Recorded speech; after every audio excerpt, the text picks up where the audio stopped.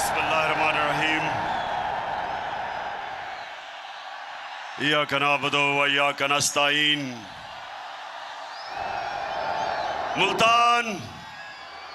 मुल्तान आपका दिल से शुक्रिया अदा करता हूं। बहुत बहुत शुक्रिया शानदार इस्तकबाल का।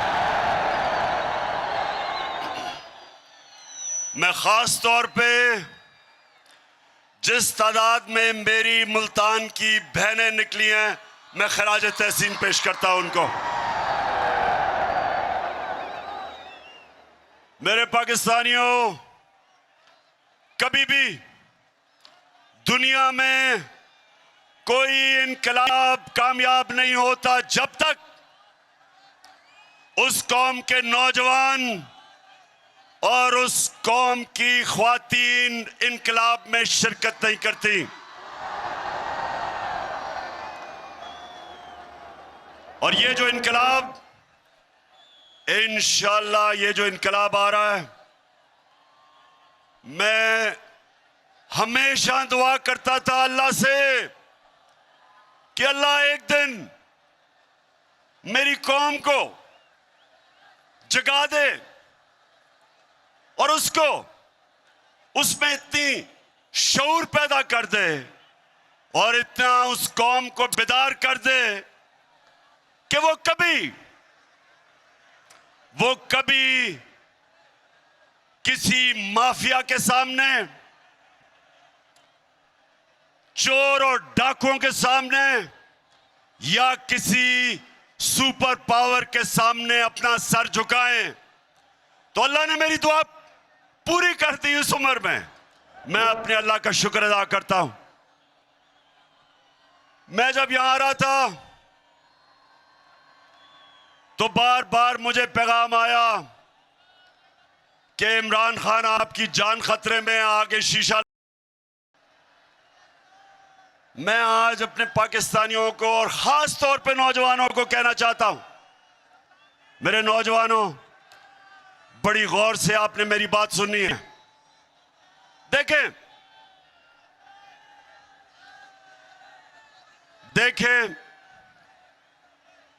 कुरान की एक आयत है, अल्लाह कहता है जो लोग ईमान ले आए अल्लाह उनके खौफ दूर कर देता है। मेरे पाकिस्तानियों, ये याद रखें और मैं अपने नौजवानों को खास तौर पे कहना चाहता हूं, खौफ, मरने का खौफ, जिल्लत का खौफ, अपनी रिस्क या नौकरी जाने का खौफ, ये एक बड़े इंसान को एक छोटा सा इंसान बना देता है। जिसने भी आज तक दुनिया में कोई बड़े काम किए, और पाकिस्तानियों आपने बड़े बड़े काम करने अभी, तो अपने ज़हन में डाल लें कि जब तक आप इस खौफ के बुत को तोड़ेंगे नहीं, आप इसको एक अजीम कौम नहीं बना सकते। मेरे नबी सल्लल्लाहु अलैहि वसल्लम ने मदीना में क्या किया? लोगों को आजाद कर दिया, खौफ से आजाद कर दिया, पैसे की लालच से आजाद कर दिया, मैं की पूजा करने वालों को बड़े इंसान बना के बड़ी सोच दे दी थी। और वही लोग जिनकी हैसियत नहीं थी, दुनिया की उन्होंने इमामत की। मुल्तान, ये गौर से सुन लो, आज तक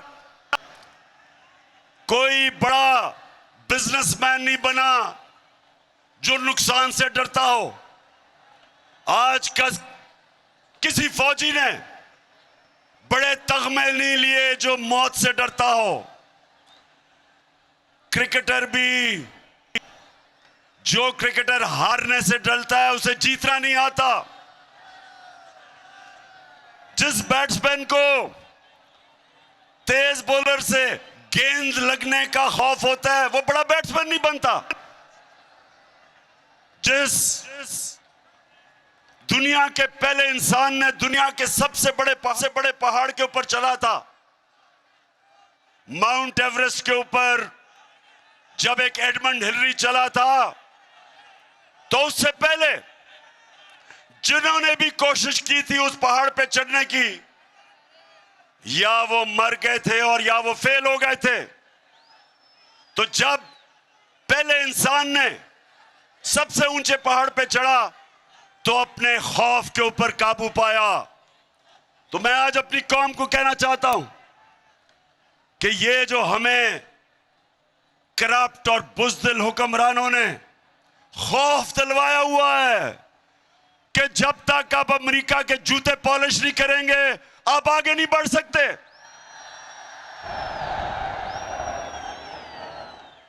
ये वो लोग जो इस मुल्क में ज्यादा, हमारी मुल्क की ज्यादा से जिंदगी में इस तरह के हुक्मरान रहे जिन्होंने सुपर पावर के सामने घुटने टेके, अपनी कौम की आजादी को, अपनी आजादी खोई, अपनी इज्जत खोई। जिल्लत मिली हमें पाकिस्तानियों को हुक्मरानों की वजह से। तो मैं आज वो पाकिस्तानी जो पाकिस्तान के साथ बड़ा हुआ था, मुझे हमेशा इस चीज की तकलीफ होती थी कि हम अजीम लोग हैं, लेकिन ऊपर ऐसे हुक्मरान हैं जिन्होंने इस कौम को एक अजीम कौम नहीं बनने दिया। तो मैंने ये अल्लाह से कहा था कि अल्लाह जब भी मुझे मौका मिले, जब भी तू मुझे मौका देगा, सबसे पहले मैं अपनी कौम की अजमत को उठाऊंगा, उसकी इज्जत को ऊपर करूंगा, कभी अपनी कौम को किसी के सामने नहीं झुकने दूंगा।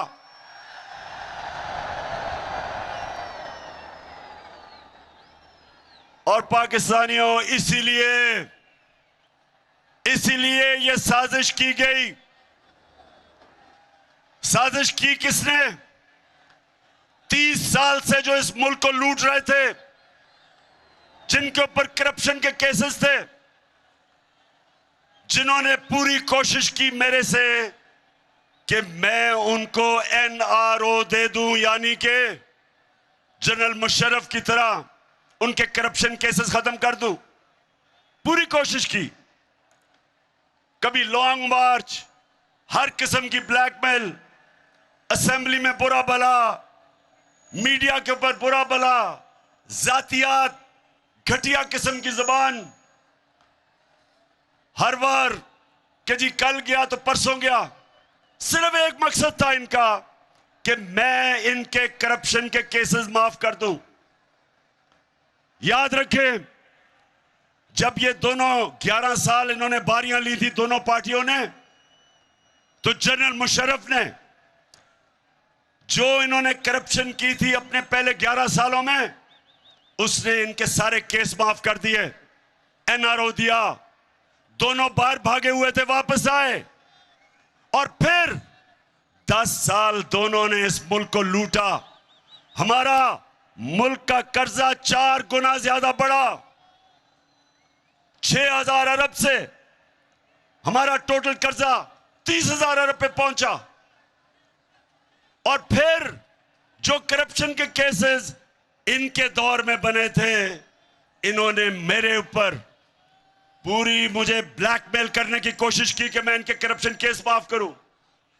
तो मुल्तान, मुझे ये बताओ, जरा ये मुझे हाथ खड़ा करके बताओ कि क्या मुझे इनके करप्शन के केस माफ करने चाहिए थे? अगर मैं इनके करप्शन के केसेस माफ करता, इसका मतलब कि मैं इख्तिदार में एक नजरिए के लिए नहीं आया था, मैं इंसाफ की तहरीक चलाने नहीं आया था। इसका मतलब मैं भी कुर्सी की सियासत करने आया था। जिस तरह जनरल मुशर्रफ ने अपनी कुर्सी बचाने के लिए इनको माफ किया, तो इन्होंने फिर साजिश की। लंदन में जो भगोड़ा बैठा हुआ था,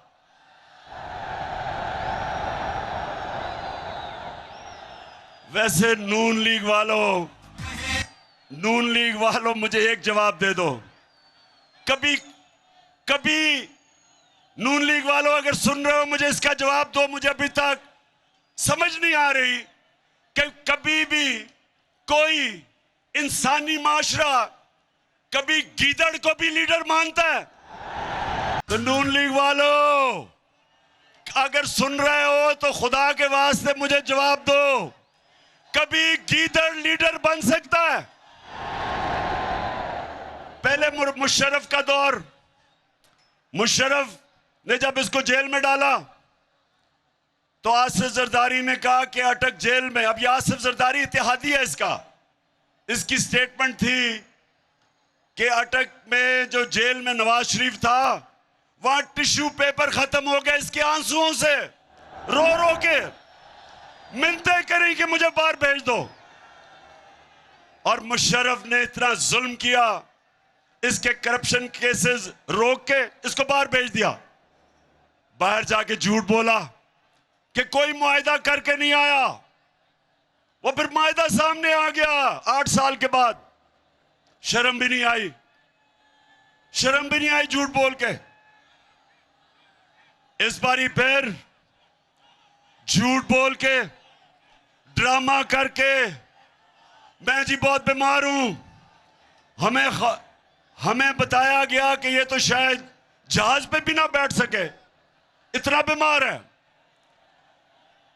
हमारी वजीर शीरीन मजारी, उसने जब बीमारियों का सुना वो रोना शुरू हो गई कैबिनेट में कि जी बेचारे को जाने दें, देखे ना इसका हाल, देखे शक्ल देखे इसकी। कई बेचारी बूढ़ी ख्वातीन ने जब जिस तरह की वो शक्ल बनाता है रोने वाली, उन्होंने भी कहा जी देखें खुदा के वास्ते इसको जाने दे। वो चला गया बाहर। जैसे ही जहाज पे चढ़ा एक नया नवाज शरीफ आ गया, बीमारी खत्म। ऐसे सीढ़ियों पे चढ़ा कि ऐसे लग रहा था कि ओलंपिक्स के लिए ट्रेनिंग करने के लिए है। और जैसे ही लंदन की हवा लगी तो उसके बाद नवाज शरीफ वहां बैठ के एक सियासतदान बन गया। तो मैं नून लीग वालों तुम्हारे से आज पूछता हूं, खुदा के वास्ते मुझे समझा दो कि एक झूठा आदमी अदालत ने जिसको सजा दी हुई हो, जो अरबों रुपए के घरों में रहता हो, जिसके बेटे कहें कि हम अरबों रुपए के घर में रहते हैं लेकिन हम जवाब दे इसलिए नहीं कि हम पाकिस्तान के शहरी नहीं हैं। कैसे नून लीग वालों आप इस आदमी के पीछे चल सकते हो? कैसे चल सकते हो? और फिर यहां बैठा था छोटा भाई चेरी ब्लॉसम,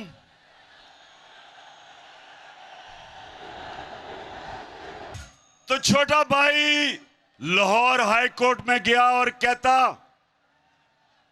कि मैं गारंटी करता हूं एफिडेविट पे कि ये वापस आ जाएगा।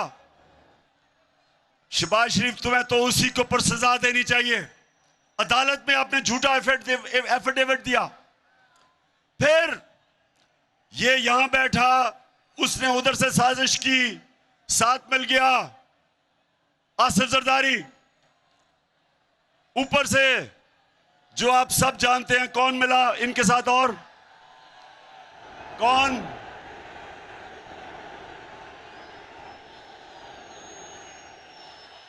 इनके साथ वो मिल गया जिसके ऊपर आजकल बात हो रही है उसकी कीमत बढ़ाने के लिए।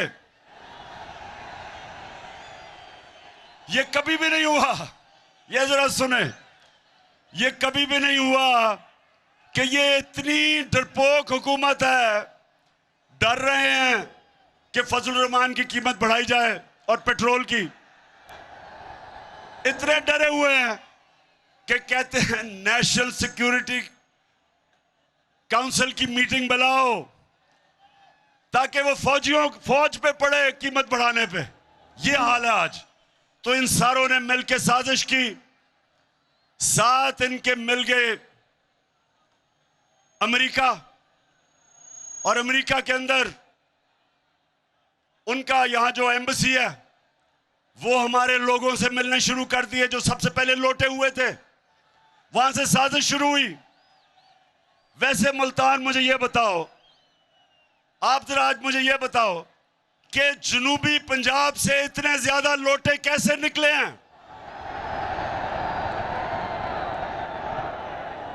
जवाब दें। लोटे आपने इधर से कितने, इतने ज्यादा लोटे जनूबी पंजाब से निकले हैं।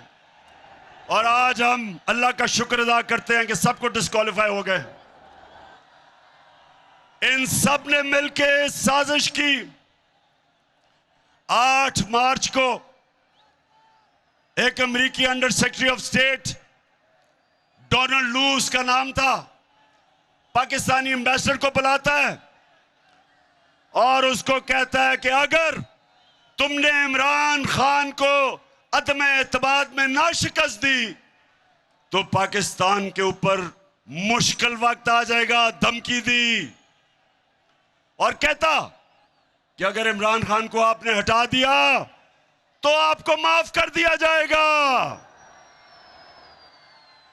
मेरे मुल्तान के लोगों, क्या आपको अमेरिकनों से माफी की जरूरत है?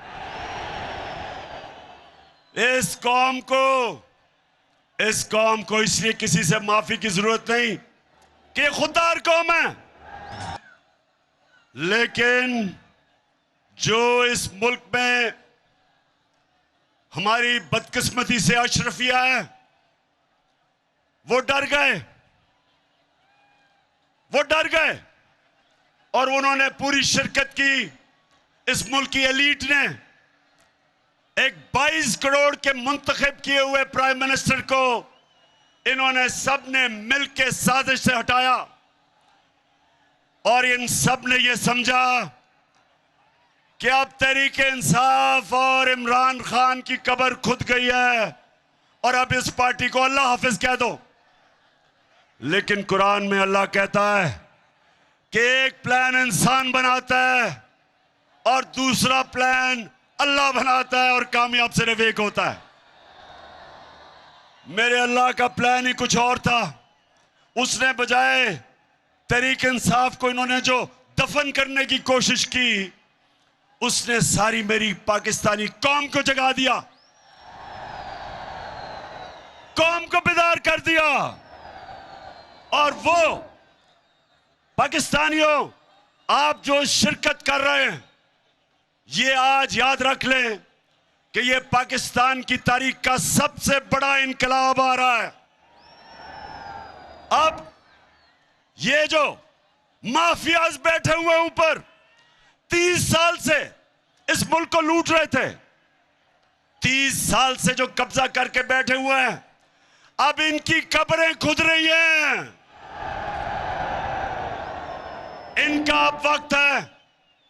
इनका वक्त है कि हमेशा के लिए इस मुल्क की सियासत पे जो 2 खानदानों ने, बल्कि और भी डीजल के भी खानदान ने जिन्होंने कब्जा किया हुआ था, इन सब का वक्त खत्म हो गया।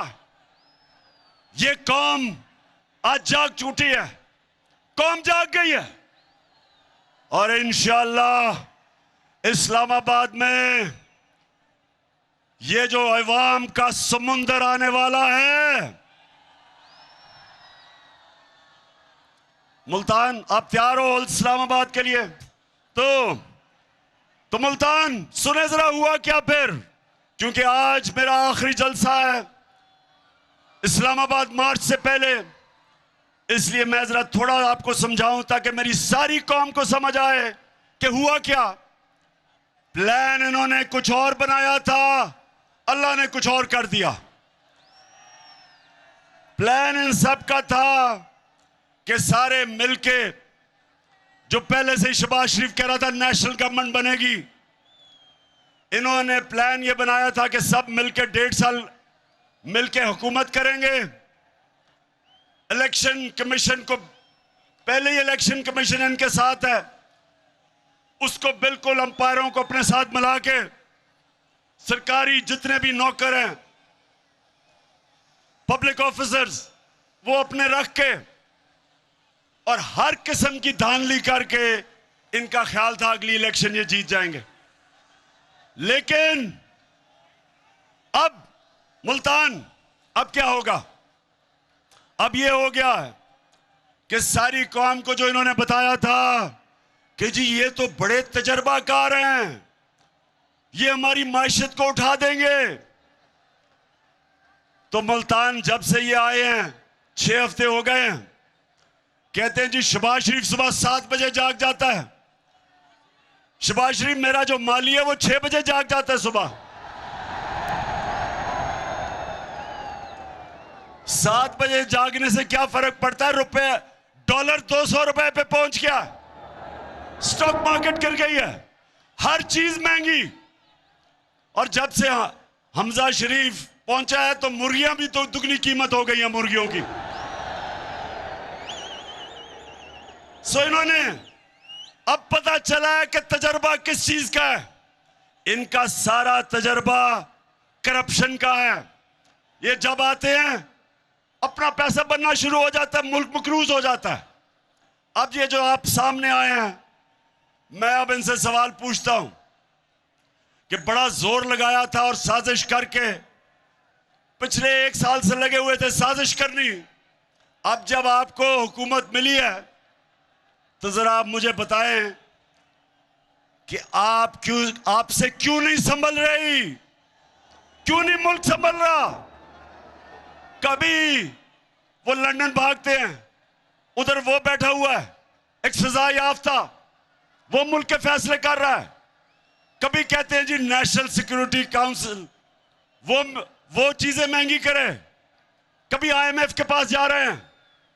तो सारी कौम को पता चल जाना चाहिए कि जो लोग 30 साल से हुकूमत कर रहे थे और जिन्होंने इस मुल्क को मकरूज किया, वो इस मुल्क के मसले नहीं हल कर सकते। जो एक मुल्क का निजाम तबाह करते हैं वो ठीक नहीं कर सकते। और अल्लाह का शुक्र है आज मुल्तान, मैं बड़े फख्र से कहता हूं कि जो हमारे 3.5 साल में हुआ, जिस तरह की माइशत की तरक्की हुई, मैं आज चैलेंज करता हूं सबको कि इनके 30 साल में कोई वक्त बता दें जो उस तरह की तरक्की हुई हो हर शोबे में।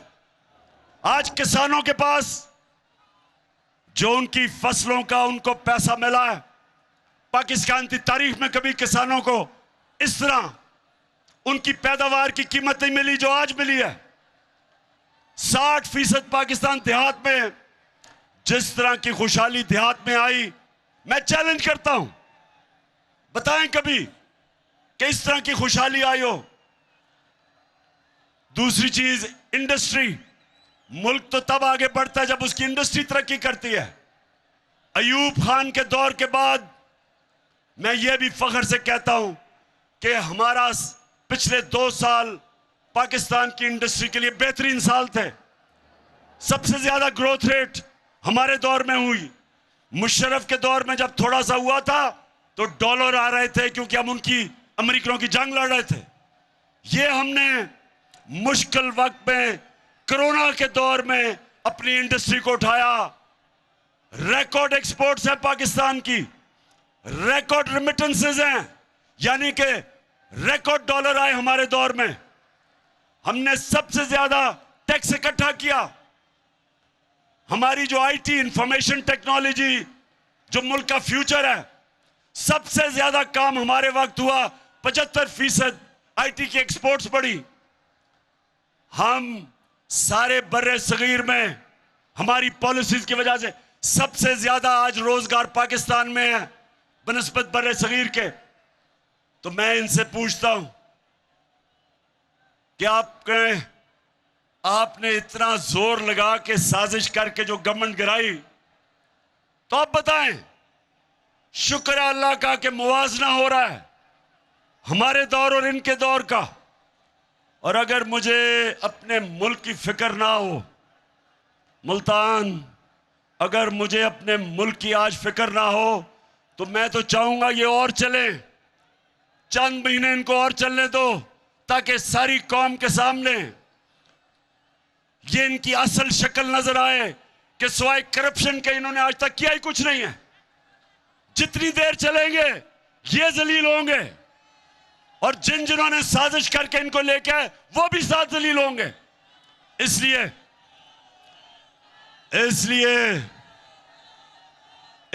इनको चलने तो देना चाहिए, लेकिन मुल्क का दिवालिया निकल रहा है। जिस तरह रुपया गिर रहा है और अभी रुपए गिरने की वजह से जो महंगाई आने वाली है, सारी चीजें महंगी होने वाली हैं, क्योंकि जब रुपया गिरता है सारी जो चीजें आप सब महंगी हो जाती है, जिसमें तेल, बिजली, घी, जो चीजें, दालें जो बाहर से आप मंगवाते हैं वो महंगी होने वाली है। तो हमें तो अगर हम सियासत का सोच रहे हैं तो हम तो चाहिए चले, लेकिन हम पाकिस्तान का सोच रहे हैं और हमें पता है कि जितनी देर ये चलेंगे ये मुल्क को उधर धकेल देंगे जिधर यहां वो श्रीलंका वाला हाल होगा। आज श्रीलंका में देखें क्या हाल है, उधर लेके जा रहे हैं। इसलिए आज मैं यहां मुल्तान से डिमांड करता हूं कि जल्दी से जल्दी इलेक्शन की डेट दो और असेंबलियों को डिसॉल्व करो। अच्छा, मुल्तान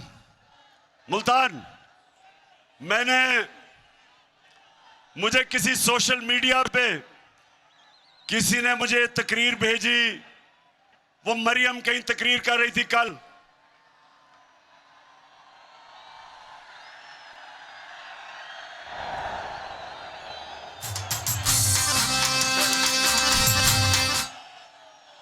अब उस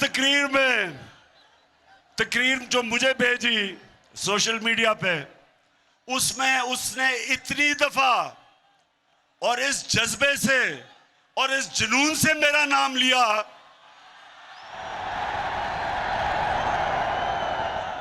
कि मैं उसको ये कहना चाहता हूं, मरियम देखो, थोड़ा ध्यान करो, तुम्हारा खामद ही नाराज ना हो जाए जिस तरह तुम ये बार बार मेरा नाम लेती। वैसे मैं हमेशा सोचता हूं कि इतना ज्यादा इनको मेरे पर गुस्सा है क्यों। मरियम को, इसके भाइयों को, इसके वालिद को, इसके चाचा को, उनके बेटों को, मैंने इनका क्या बिगाड़ा है? केसेस तो इनके सारे पुराने बने हुए हैं। हमारे आने से पहले सारे इनके ऊपर करप्शन के केसेस बने हुए हैं। केसेस तो इनके दौर के बने हुए हैं। नवाज शरीफ के और मरियम के जो दो भाई और उसके बेटे, वो तो इनके दौर में दुम दबा के भागे थे। इसहाक डार जो इनका मुंशी, वो इनके दौर में भागा था, उसके बेटे इनके दौर के बाहर गए थे। शहबाज शरीफ का दामाद, जब करप्शन का केस उस पे हुआ, वो इनके दौर में बाहर भागा था। तो स्वाय शहबाज शरीफ के मकसूद चपड़ासी केस के, बाकी तो सारे पुराने केस हैं। तो मेरे से गिला किस चीज का कि मैं आपके केस नहीं माफ करता? क्या मैं आपको कानून के नीचे लाने की कोशिश कर रहा हूं? क्या मैं आपको यह समझाने की कोशिश कर रहा हूं कि किसी भी महज़ब माशरे में सारों के लिए एक कानून होता है? मुल्तान के लोगों, मैं बार बार एक हदीस सुनाता हूं आपको, ये सब, और नौजवानों ये सब अपने ज़हन में डाल लो कि हमारे नबी सल्लल्लाहु अलैहि वसल्लम ने कहा था कि जो कौम छोटे चोरों को जेलों में डालती है और बड़े डाकुओं को नहीं पकड़ती, वो तबाह हो जाती है।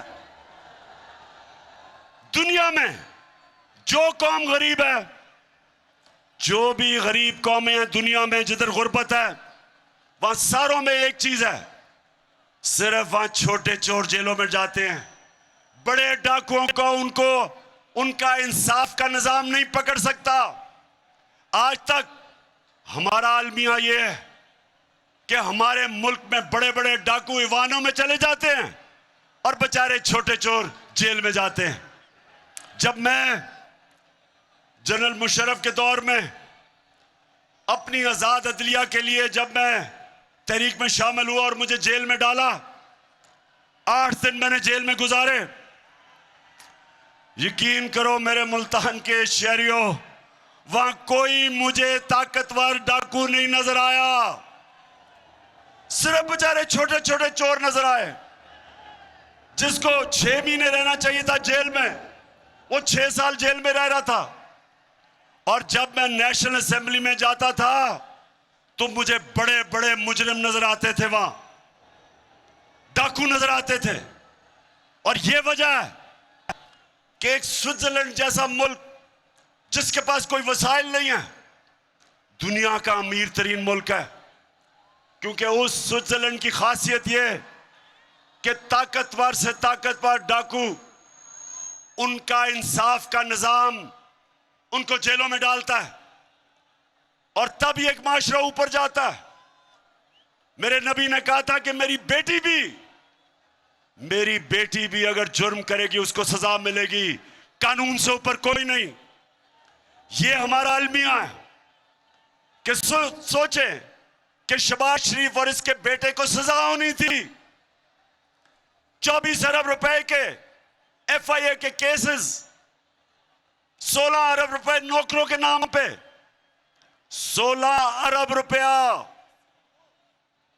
1 अरब में 100 करोड़ रुपया, 16 अरब रुपए नौकरों के नाम पे लिया।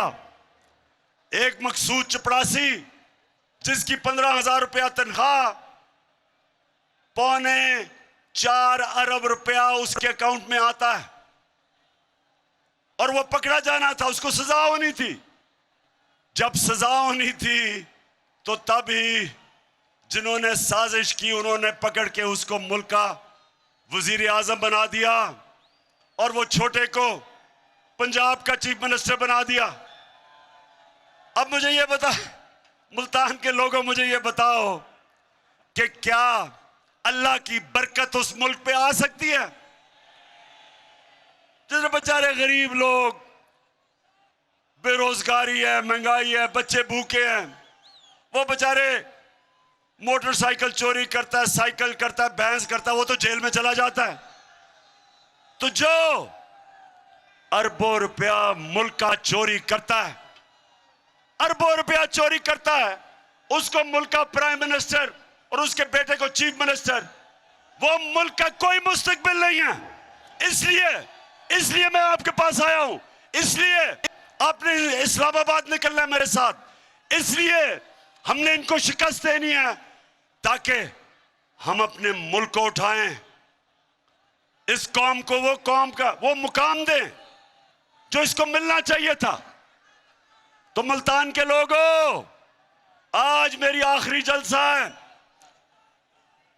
इस्लामाबाद हकीकी आजादी मार्च से पहले मैं आज आप सबको तैयार करने आया हूं कि अगर हमारी कौम अब नहीं निकलेगी तो 2 गुलामियां करेंगे हम। एक गुलामी अमेरिका की, क्योंकि ये अमेरिका के गुलाम हैं। दूसरी गुलामी डाकुओं की, जो ये 30 साल से मुल्क को लूट रहे हैं। इसलिए फिर से मुझे बताएं कि आप तैयार हैं? बताएं तैयार हैं? तो मैं मुल्तान, मुझे पता है गर्मी है और मुल्तान में तो अल्लाह का गर्मी का खास ही करम है, लेकिन जब इनकलाब आता है तो ना गर्मी, ना सर्दी, ना बारिश। इंसान जब अपने मुल्क की आजादी के लिए खड़ा होता है फिर वो अपनी जान पे खेलता है। और अगर मुझे गर्मी नहीं लगती मेरी उम्र में, तो आप तो सब मेरे से छोटे हैं। मैंने जब मैं हटा प्राइम मिनिस्टर बन के, तो तब मैंने फैसला किया था कि मैं तो अब निकलूंगा सड़कों पे। और मैंने सोचा था कि चाहे मुझे अकेला भी निकलना पड़े तो मैं निकलूंगा, क्योंकि मैं अपने अल्लाह को, मैं जब भी अपने अल्लाह के पास जाऊंगा तो मैं उसे कहूंगा कि अल्लाह मैंने अपने मुल्क के लिए पूरी कोशिश की, लेकिन मुझे तब अंदाजा नहीं था कि सारी मेरी कौम खड़ी हो जाएगी मेरे साथ। मुझे यह भी अंदाजा नहीं था कि इस मुल्क की हमारी बाशऊर और दलेर ख्वातीन वो भी निकलाएंगी, और मुझे यह भी अंदाजा नहीं था कि हमारे स्कूल के बच्चे भी तैयार हो जाएंगे। और फिर हर शोबे से, हर जगह से मुझे मेरी कौम के लोगों ने कहा कि हम तुम्हारे साथ निकलेंगे। पुलिस वालों ने, उन्होंने कहा जी हमारी ड्यूटी है, लेकिन फिक्र ना करें, हमारे घर वाले सारे आ रहे हैं। सिविल सर्विस सबसे डरपोक होते हैं, वैसे सबसे बुज़दिल ब्यूरोक्रेसी होती है। उन्होंने भी कह दिया कि हमारी फैमिली आपके साथ आ रही है, और हमारे फौजी उधर भी वैसे ही पिंडी पास है, वहां से तो वही तैयार हुए हैं फैमिलीज आने के लिए। और जो हमारे एक्स सर्विस, जो रिटायर्ड फौजी हैं, जिन्होंने अपने मुल्क के लिए अपनी जानें कुर्बान की हैं और देखा अपने फैमिली मेंबर्स, अपने दोस्तों को शहादत देते हुए, खास तौर पे जो अमेरिका की जंग में हमें लेके गए थे, आज तक हमारे फौजी कुर्बानियां दे रहे हैं उसके लिए। तो जिनको खास एहसास है और जिनको पता है कि आजादी कितनी जरूरी है कौम के लिए, गुलाम कौम की कोई कदर नहीं करता, सिर्फ आजाद कौम की इज्जत होती है। तो जो है हमारे रिटायर्ड फौजी, वो भी सारे तैयार हैं, वो भी आ रहे हैं। और इंशाअल्लाह इस्लामाबाद में जो मैं देख रहा हूं, अवाम का समुंदर, वो पाकिस्तान तो छोड़े, मैं समझता हूं दुनिया में कभी इतना बड़ा समुंदर नहीं लोग देखेंगे इंशाअल्लाह। ये मुल्तान, ये सियासत से बात ऊपर चली गई है, ये सियासत नहीं है।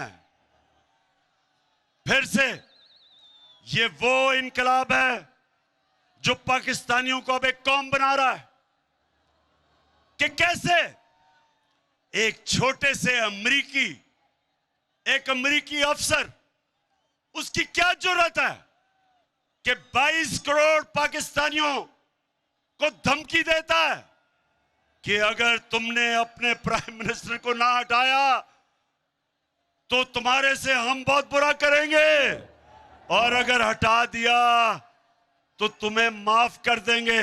बेशरम, तुम्हारी माफी की जरूरत नहीं है। तुम हो कौन? ये, और पाकिस्तानियों याद रखना, आप सब मोहम्मद मुस्तफा नबी सल्लल्लाहु अलैहि वसल्लम के उम्मत हो। दुनिया की तारीख का सबसे अजीम लीडर ना कोई आया था, ना आ सकता है। सबसे अजीम इंसान हम उसकी उम्मत है।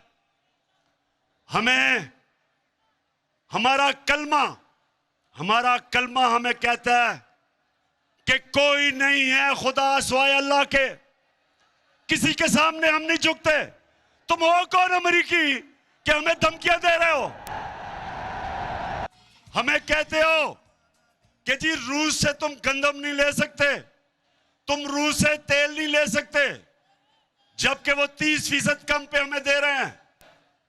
सोचें, 30% कम, हाँ आपको पेट्रोल भी और फजल रहमान भी बेचे और गंदम भी बेचे,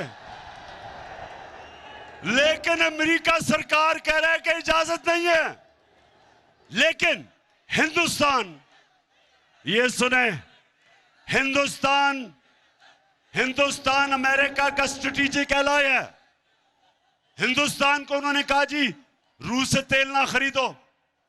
हिंदुस्तान ने क्या जवाब दिया? हिंदुस्तान ने कहा हम एक आजाद मुल्क हैं, हम रूस से तेल लेंगे क्योंकि हमारे मुल्क में गुर्बत है। हम अपनी आवाम के लिए पॉलिसियां बनाते हैं, अमरीकी तुम्हारे लिए नहीं बनाते।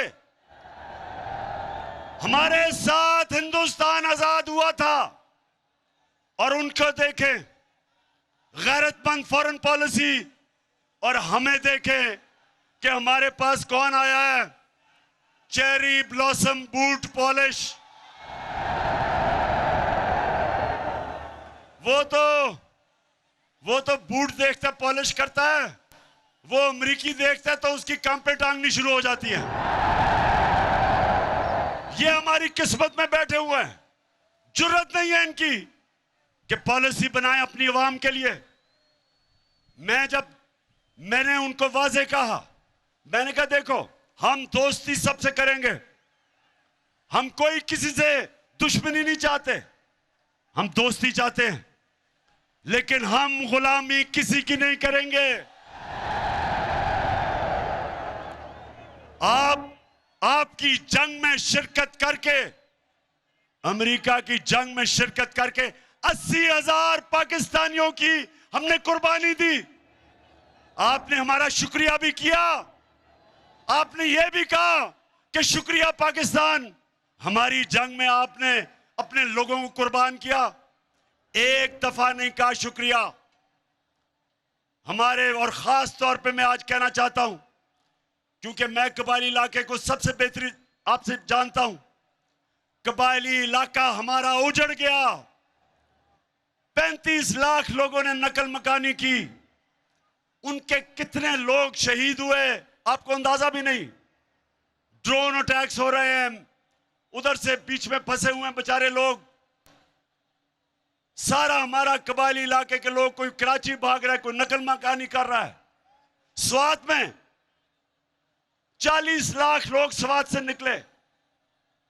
कोई मुझे बताए क्यों? हमने क्या गलती की थी? क्या हमारा क्या कसूर था कि हमारे 80,000 लोग, हमारे 6,500 फौजियों ने कुर्बानियां दी? तो क्या हमारी गलती थी? हमारी किससे लड़ाई थी? सिर्फ हमारी यह गलती थी कि हमारा जो उस वक्त का सरबराह था, जब उसको धमकी मिली तो उसमें इतनी दिलेरी नहीं थी कि अपने लोगों के लिए खड़ा होता। उसने घुटने टेक दिए और पाकिस्तान को नुकसान करवाया। इसलिए जब उन्होंने मेरे से कहा कि जनाब हमें अफगानिस्तान के लिए यहां बेसिस चाहिए, जब इंटरव्यूअर ने मेरे से पूछा तो मैंने इसलिए उसको एब्सोल्युटली नॉट इसलिए कहा, मैंने इसलिए इनकार किया। मैंने उनको वाज़ेह कर दिया, मैंने कहा हम आपके साथ अमन में हमेशा शिरकत करेंगे, लेकिन आपकी किसी जंग में, पाकिस्तान किसी की जंग में शिरकत नहीं करेगा। क्योंकि मुझे आप 22 करोड़ पाकिस्तानियों ने मुंतखब किया था। मेरा काम है कि आपकी जान और माल की हिफाजत करूं, आपकी बेहतरी का सोचूं। मुझे क्या कि दूसरे कोई और मुल्क की जंग है, हमें कहते जी रूस और यूक्रेन की जंग है तो आप मजम्मत करें। भाई हमारा उस जंग से क्या ताल्लुक है? हम क्यों आपके बीच में पड़े हैं? कश्मीर में जो बेचारे कश्मीरियों से जुल्म हो रहा है, आपने कभी मजम्मत किया हिंदुस्तान से?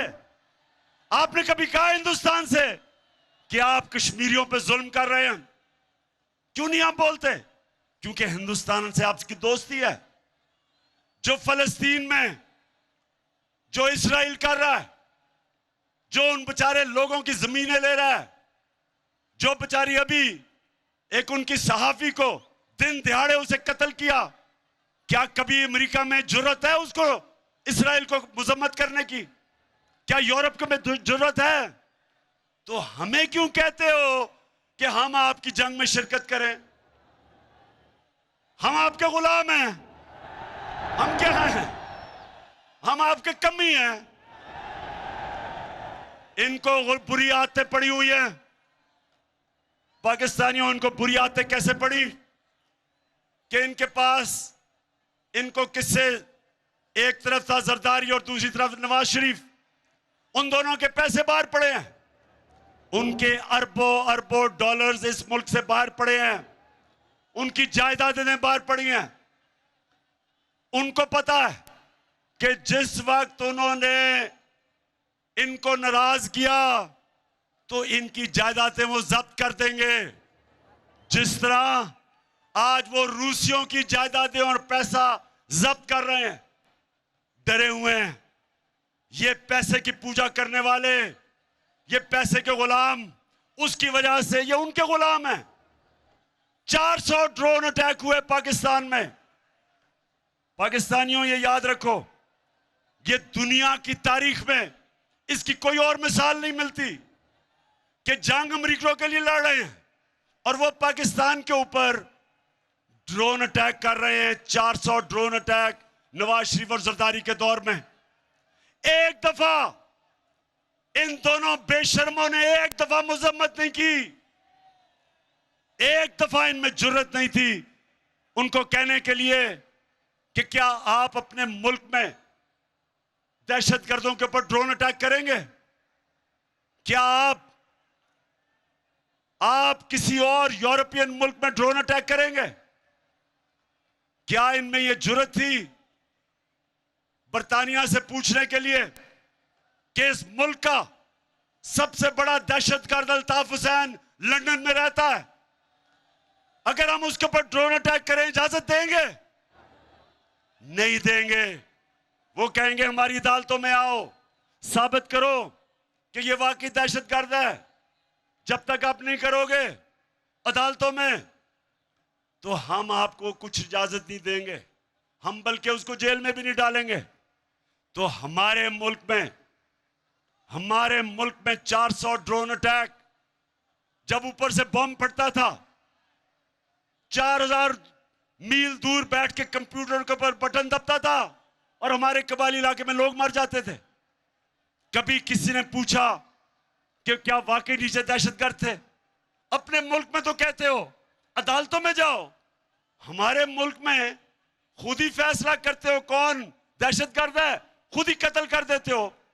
सारे इंसानी हकूक के खिलाफ, इंटरनेशनल लॉ के खिलाफ, हर किस्म कानून के खिलाफ आप हमारे लोगों को कत्ल कर रहे थे। और 2 मुल्क के सरबराह एक दफा इनके मुंह से यह नहीं निकला कि जी ये आप अगर और दुनिया में किसी मुल्क में नहीं करते तो हमारे मुल्क में क्यों कर रहे हो? हम तो आपकी जंग लड़ रहे हैं। और जो लोग मरते थे ड्रोन अटैक्स पे, वो पाकिस्तानी फौज पे बदला लेते थे, हमारे पे लेते थे। इसलिए मेरे पाकिस्तानियों, हमने इन चोरों को और अमेरिकन के गुलामों को इस मुल्क की किसी सूरत इस मुल्क के सरबराह नहीं रहने देना। आखिर में मुल्तान, अच्छा जी, अब मैंने फैसला करना है कि किस दिन आपको मैंने इस्लामाबाद बुलाना है।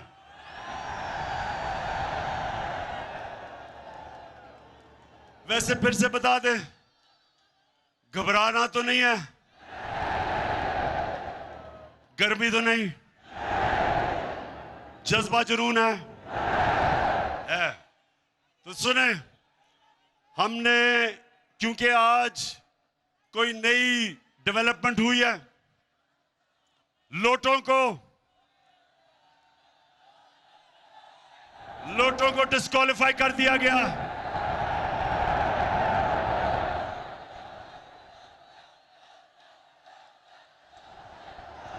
लिहाजा मैंने इतवार को पेशावर में अब अपनी कोर कमेटी को बुलाया है। और आपको भी बता दूं, फैसला अब हमने करना है 25 और 29 मई के बीच में। इंशाअल्लाह परसों मैं आपको वाज़े कर दूंगा ताकि आपको पूरा टाइम मिल जाए, तैयारी का टाइम मिल जाए। तो 25 से लेके 29 तक आपको डेट परसों मिल जाएगी। मैं चाहता हूं आप सब तैयारी करें। ख्वातीन आपने अलहदा तैयारी करनी है, नौजवानों अलहदा करनी है, मुल्तान के लोगों लगा करनी है। और इंशाल्लाह अवाम का समुंदर जब आएगा तो हमने सिर्फ एक चीज उनसे मांगनी है, एक चीज मांगनी है, असेंबली जिस दिन कब डिसॉल्व होगी और इलेक्शन कब अनाउंस करेंगे।